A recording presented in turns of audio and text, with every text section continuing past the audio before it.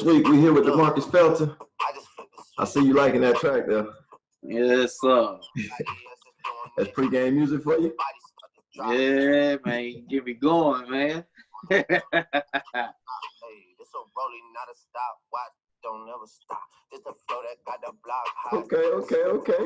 Yeah, man. We're going to start you off nice and easy then, since you're already in your pregame mode. Hit you with some simple questions, this or that. All right. Pick one. You got 5 seconds. All right. Ham or turkey? Ham. Brady or Montana? Brady. LeBron or Mike? LeBron. KD or Giannis? Giannis. Being that I know you personally, I'm going to go ahead and ask this question. LeBron or KD? LeBron. So you went ahead and you gave up on your boy this time. Yeah, man. I had to put everything in perspective. One of the biggest KD fans, and it's crazy. Okay, I got another question for you, then. Barry or Emmett? Say it again. Barry Sanders or Emmitt Smith? Emmett. Okay. So you're gonna take the traditional Texas boy answer over probably, arguably, the greatest to walk away from the game. Hey, man. You know, I understand Emmett had the best line and everything. And, you know, Barry Sanders, he had the moves with, you know, barely a line there. You know, he was able to get the job done. What about at Oklahoma State? I mean, what he did at Oklahoma State was, you can't even put that into words, running for that many yards in one season. Right. I mean, yes, he was a beast. He was that. It's just, Emmitt Smith was that dog in 22, man. Like, he did, like, unspeakable things, playing with the injury, you know, helping his team win throughout the injury, saying, hey, I'll get it fixed, you know, after the game and just keep going. So, you know, I respect that. You know, Barry Sanders, he's a hell of a back. Don't get me wrong on that. You know, still top 5, you know, in that category. But, you know, he cut his career short, so I couldn't really just, you know, see what he can do like that. Understood. So, all right, I'm glad you decided to come on today and give some insight into different things. I see you finally got your first opportunity to sign a professional contract in the Arena Football League, and as soon as you got there, this pandemic just came out of nowhere. How did that affect you? How did you feel during that time period? Take us along on the journey of what it took for you to finally get your opportunity and then have it taken away. The journey was long. It was definitely long, you know, coming from my pro day. You know, I didn't really put up the numbers I wanted to. You know, I could have done way better than what I did, but I was still confident that, you know, I would get a chance, you know, somewhere down the line with any team, whether it be NFL or the new league that's just got suspended, which was the XFL. You know, somewhere along down the line, I was going to get an opportunity to show a coach that I could contribute to their program or their organization. Now, when my opportunity first came from the indoor football league, then, you know, I was happy. I was joyful. You couldn't tell me anything. It was like I was on top of the world, and my career was getting ready to take off. It was just a stepping stone for me.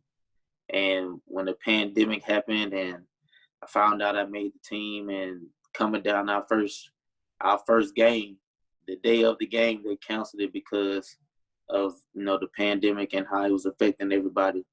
And they were just trying to keep us safe, but we was all focused on playing football again and, you know, trying to get back out there on the field.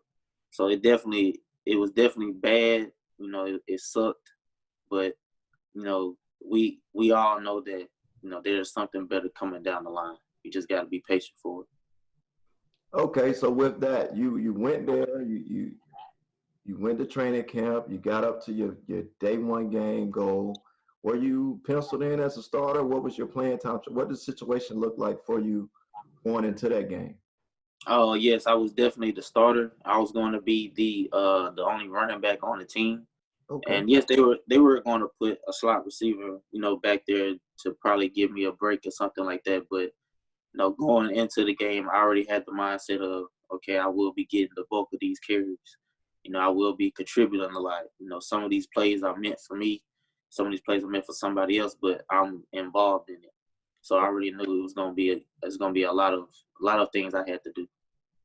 All right, being that I'm a avid football fan, I really don't understand the differences between traditional 11-11 football and arena football. In the short period of time that you were there, what are the biggest difference that someone coming to watch the game would have to adjust to quickly? The biggest difference I would have to say is that everything happens at a quicker pace. With 11 on 11, you're outside. It's wider space. With arena, it's a shorter amount of space that you have. You have to make somebody miss in the hole, and it's only three down linemen, and the rest are receivers and quarterbacks and running backs. And same for the defensive side, three down linemen. The rest is two linebackers, cornerbacks, and safeties, Okay. and that's it. So running the ball is kind of hard, but it's able to get done. You just got to make one man miss and get upfield because it's a short amount of space. Okay. So with that being said, in the short amount of time, did you feel your game translating from that tight phone booth type atmosphere will help you when you got a chance to go back either to the XFL or the NFL? Oh yes, it definitely helps because you see things a lot quicker. You're not too far back from the line of scrimmage like you would be if you was playing 11 on 11. You kind of right on the quarterback's, back. And once you get the ball, somebody's either going to be in your face, or by the time you take your third step, it's time for you to make somebody miss. So it definitely helps with, making one man miss and a couple other men miss and trying to get upfield and get what you can get. Okay. So you always came in and you played with a chip on your shoulder. I went back and looked at some of your stats from Texas Tech, and I really feel that you went to a school where I think if you can do the research over again and you might have thought about it as a running back, would you have thought about going to a school that probably carried the ball a little more? When I looked at your stats, I think the most carries you ever had in a season was around 64, 65 carries. How does that help develop you for the next level? Um, well, definitely if I was to do it over again as a running back, knowing what I know now, I would probably definitely, look to go to another school that looked to carry the ball a lot. But don't get me wrong, like coming out of high school, that system was good for me because it gets me in space. It shows what I can do in space.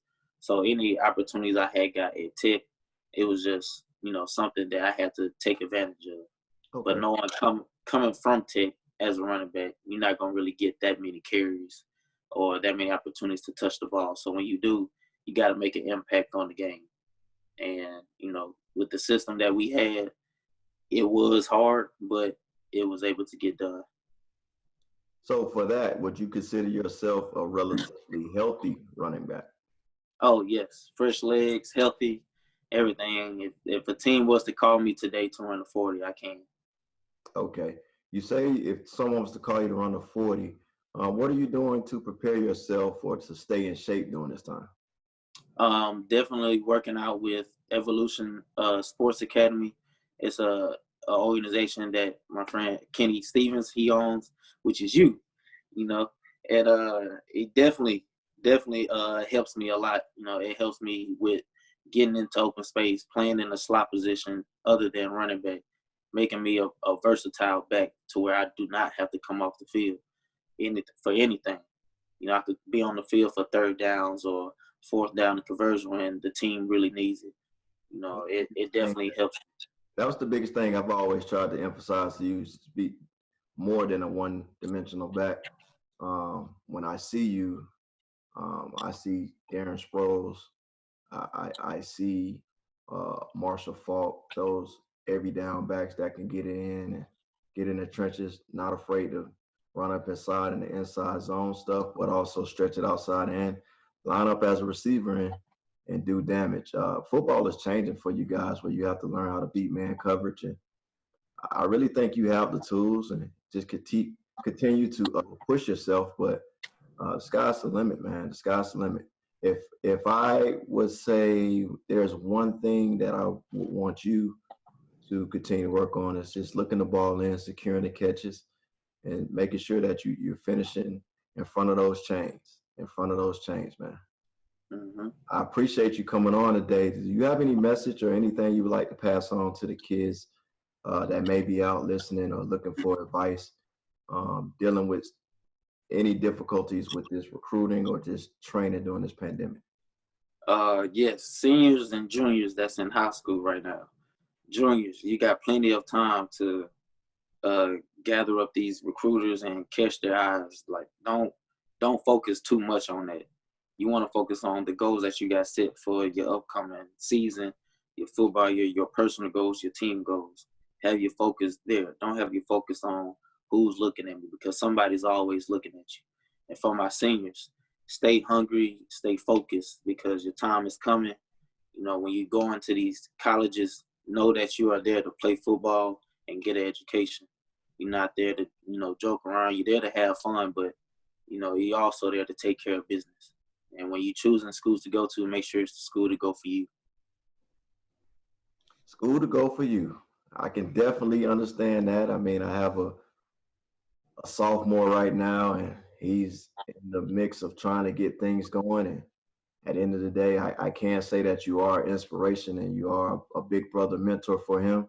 So I am very appreciative of that. I'm glad that we did connect. And at the end of the day, I've just watched everything about you being a coach at the high school you came from. You stepped in and filled big shoes. After a state great left your high school program, and you had to come in and do that. And I just look forward to seeing what's next for you and go from there. I wish you the best. Stay healthy and, be blessed, brother. Yes, sir. You too. Thank you. Thank you. All right. Oh no, Backwell.